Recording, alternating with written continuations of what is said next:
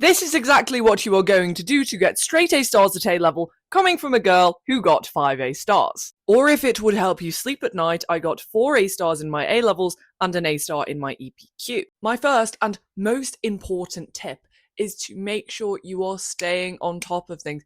As in, if there is anything at all that you did not understand in the lesson, you need to go home and get your head around it. Make some revision resources. Spend a good chunk of time getting your head around concepts because things are really not easy. And the main reason that people get behind and so many grade 9 students fall off at A level is because they don't do this. The thing is, with A levels, things build on each other way more than they did at GCSE.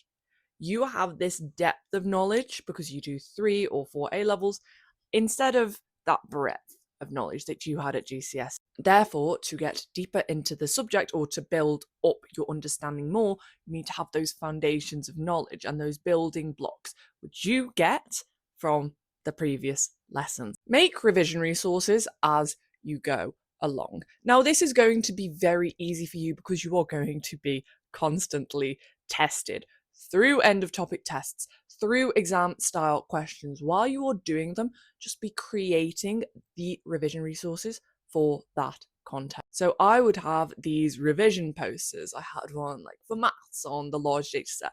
For economics, I'd have them on the specific topics that I found really difficult with the key information that I found most difficult to understand. You don't need to have all of those flashcards and be constantly revising from day one. But if you make them as you go along while you're trying to revise for an end of topic test or for your mocks, it makes creating these revision resources so much easier when you get to your end of year marks or to your actual A level. Next, you need to ask why and you need to embrace that nerdiness. So I would never stop asking questions, particularly in economics.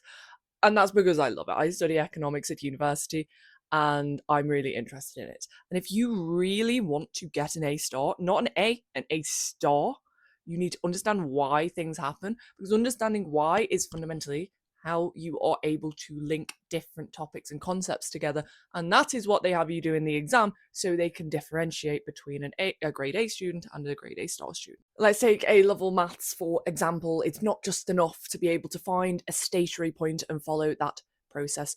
Why are you doing it? Why does it work?